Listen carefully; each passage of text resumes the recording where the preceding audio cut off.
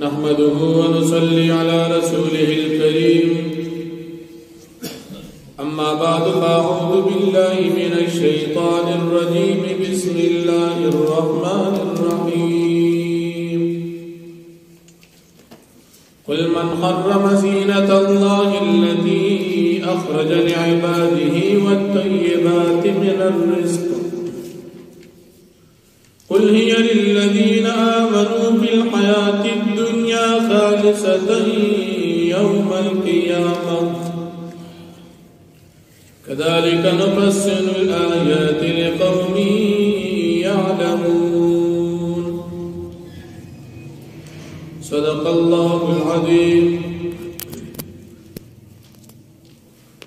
سورة الأعراف اتم پارا ودرشتم نمبر آیت دی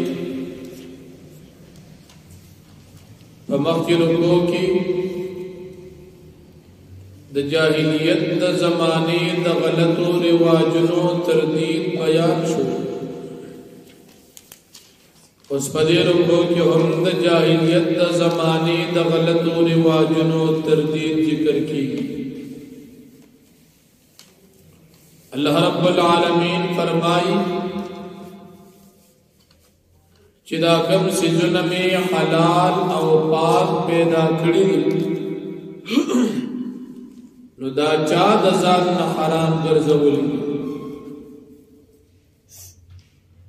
الله پاک تاسو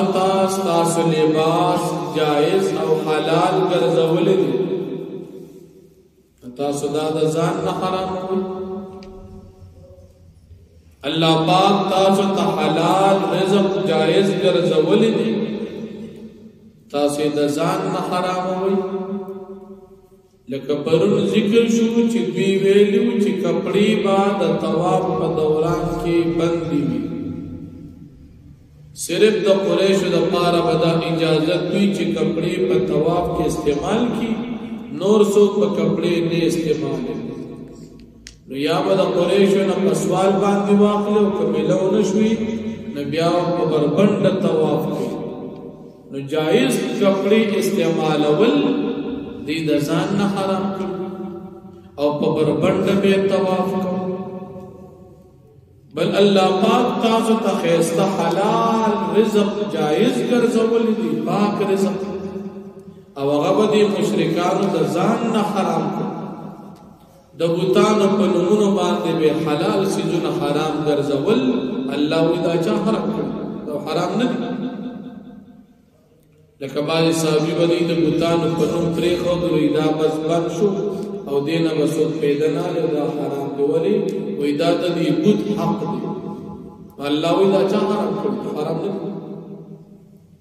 او بیا الله رب العالمین په دنیا کې د نعمتونو چې دا د چا د پاره پیدا دي هغه ذکر کوي. الله پاک فرمایي دا نعمتونه مې صرف د مسلمان د پاره پیدا کړی ها پیدا به مسلمان نه علاوه کافرم اخلي او دا غي وجدا چې په دنیا کې قیامت ناراضي دا د مسلمان د وجه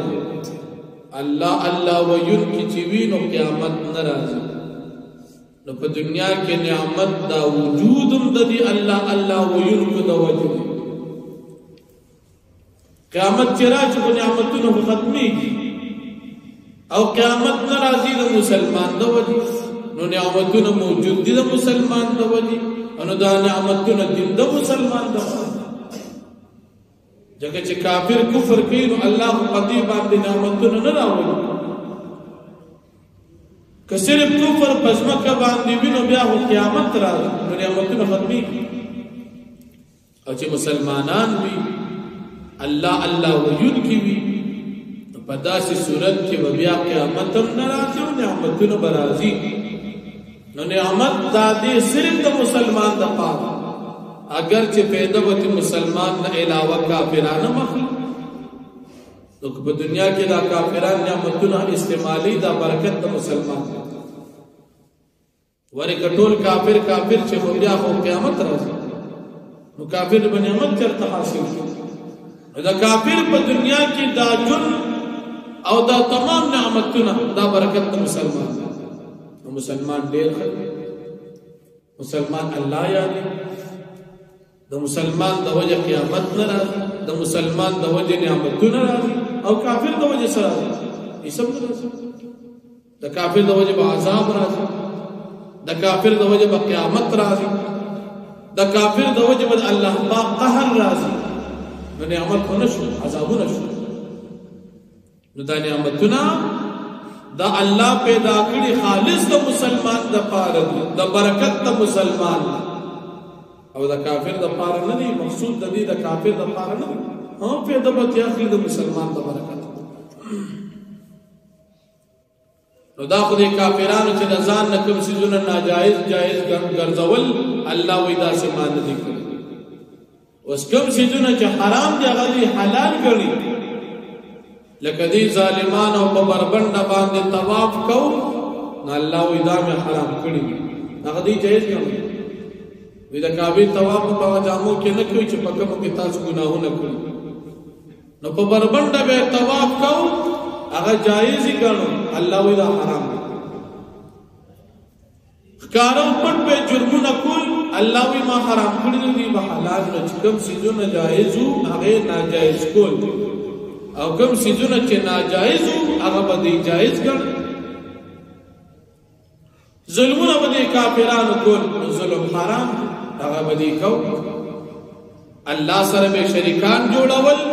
الله سره شریک جوړول ناروا دي هغه به ګرځو نو الله جل شانه فرمایي چې دا ما حرام کړی دي حلال حلال وګڼئ حرام حرام وګڼئ ځکه د هر چا د پاره یو وخت د مرګ نیټه مقرر ده چې کله د چا ټیم د مرګ راشي الله فرمایي چې یو ساعت او یو سکند رستو کیږي او نه مخکې کیږي الله لیکلی انسان په دې ټیم په دې سبب په دې ځکه وفات کیږي دا ټول لیکلی او دا الله فیصله او قانون او قران کې ذکر دی نو دا زموږ ایمان دی چې دا الله فیصله د چا د مرګ راشي سړی به مړ کیږي کټول دنیا ډاکټران لا جمع شي خود الله فیصله یو سکند نرستو کیږي الله د چا د مرګ فیصله نه کړي نو کټول دنیا را جمع شي چې دی به مړ کو الله وي نه مړ کی نو منل خود الله خلق اصل کړه او بیا الله جل شانه فرمایي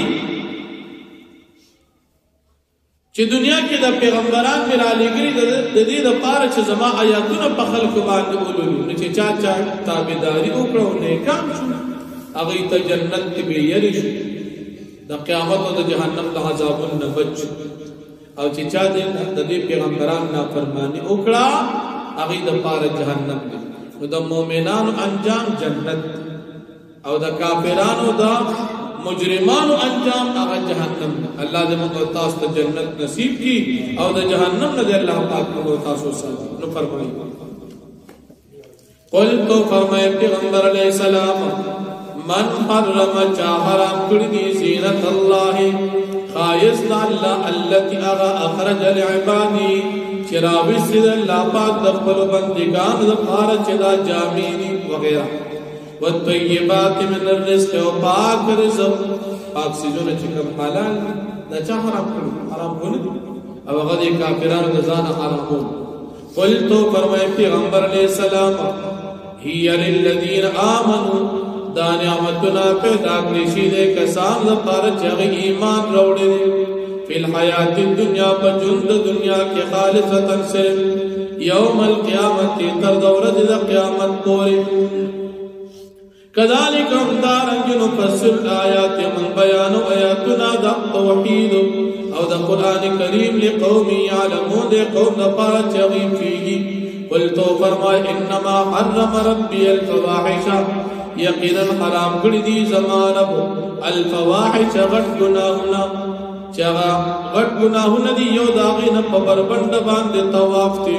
ما ظهر منها وما بطن اغا چخکار کی دین گناہون اغا چپٹ کی والاثم او وارو گناہون اللہ حرام کردی والبغی بغیر الحق او ظلم پنا حق باندی وان تشركوا بالله او دا چې تاسو شرک کوئ د الله سره ما دا خدایان لم ينزل به سلطانا چې ندی نازل کړي الله باغې باندې اس قسم دلیل وان تقول الله حرام کړی دي چې دا تاسو وایي ال الله دا الله پاک مبارک ما رسول الله تعلمون چې تاسو په نفيږي ولكل امه اجل او دا هر چا لپاره یو وخت مقرر د ختمېدو دی فاذا جاء اجلهم فسرکل چراشی وقت مرد دی لا يستاخرون ساعتا نرست کیگی دی یو ساعت یو سکن ولا يستقدمون او ندی وړاندې کیږي د خپل وخت مقررنا یا بني آدم اے اولاد آدم علیہ السلام اما یاتینکم رسل منکم کچر راشی تاسو ته پیغمبران تاسو د جنسنا یقصون علیکم آیاتی دیو بیانی پتا سو باندې زما آیاتنا فمن اتقى چاچ تقوا اختیار کړه کفرنا واصلح اوزان برابر کا عمل صحیح کو فلا خوف علیہم ولا هم يحزنون پس نبویس کے سپیر بدی باندې نبدی غمجن شي په آخرت کې والذین کذبوا بیااتنا او هغه چې دي تکذیب کو زمون د آیاتونو واستكبروا عنها او دي تکبر کو د آیاتونو اولئک اصحاب النار هم فيها خالدون دا کسان جهنميان دي او پر جهنم کې همیشه د پاره وي واخر الحمد لله رب العالمين